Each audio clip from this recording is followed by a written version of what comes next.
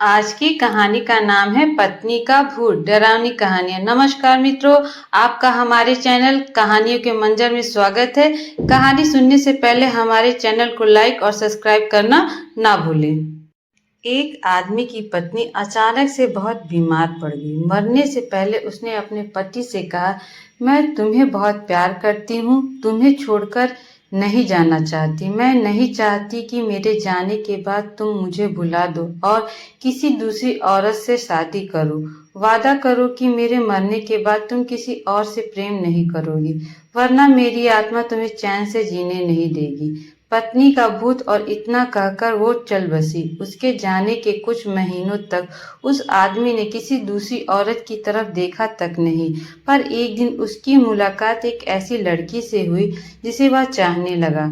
बात बढ़ते बढ़ते शादी तक आ गई और उनकी शादी हो गई। शादी के ठीक बाद आदमी को लगा कि कोई उससे कुछ कह रहा है। मुड़कर देखा तो वो उसकी पहली पत्नी की आत्मा थी। आत्मा बोली, तुमने अपना वादा तोड़ा है, अब मैं हर रोज तुम्हें परेशान करने आऊंगी। और इतना कहकर वह गायब हो गई।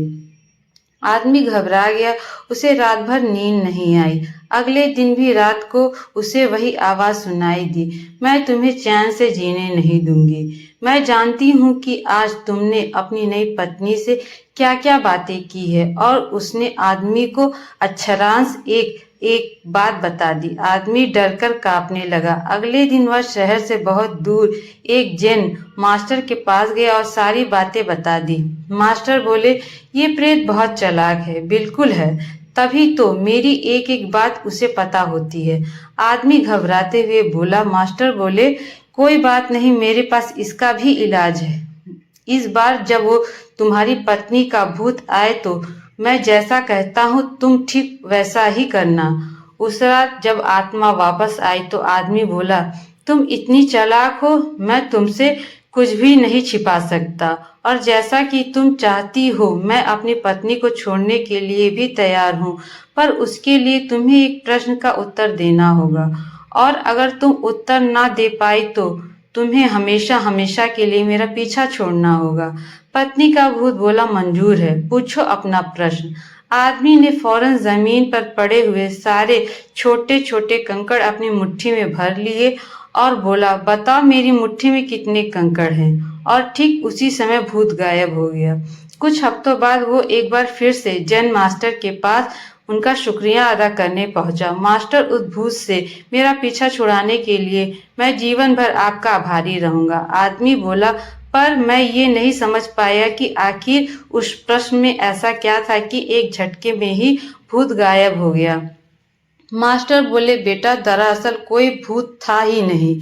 मतलब? आदमी आश्चर्य से बोला, हाँ, कोई भूत था ही नहीं। दरअसल दूसरी शादी करने की वजह से तुम्हें एक अपार बोझ महसूस हो रहा था और उसी तरह से तुम्हारा दिमाग एक भ्रम की स्थिति पैदा कर तुम्हें भूत का अनुभव करा रहा था।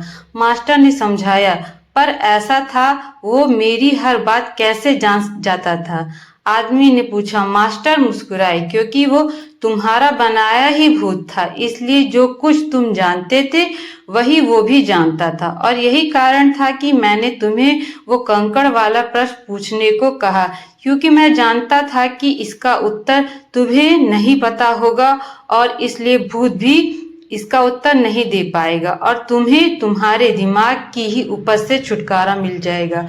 आदमी अब पूरी तरह समझ चुका था। उसने एक बार फिर मास्टर को धन्यवाद किया और अपने घर लौट गया।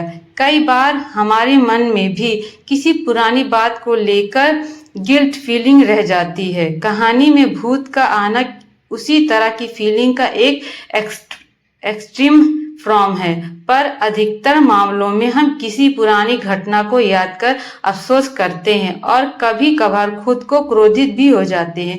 ऐसा बार बार करना गलत है। अपने भूत की वजह से अपने भविष्य और वर्तमान को बिगाड़ने में कोई समझदारी नहीं है। इसलिए अगर आप भी किसी पुरानी घटना की वजह से अपार बोझ महसूस करते हैं तो ऐसा ना करें। गलतियां करना मनुष्य का स्वभाव है, सभी करते हैं।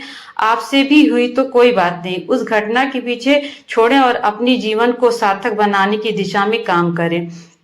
पर क्या भूत सच में होते हैं? ऐसी घटना बहस है जो सदियों से चली आ रही है। जहां करोड़ों लोग रहते हैं कि भूत सच में होते हैं, वहीं बहुत से लोग ऐसे भी होते हैं जो भूत या आत्माओं के अस्तित्व को लेकर सहमत नहीं। खैर, जो भी हो, अक्सर हमें भूतों से जुड़ी कुछ घटनाओं का जिक्र सुनने को मिल जाता है।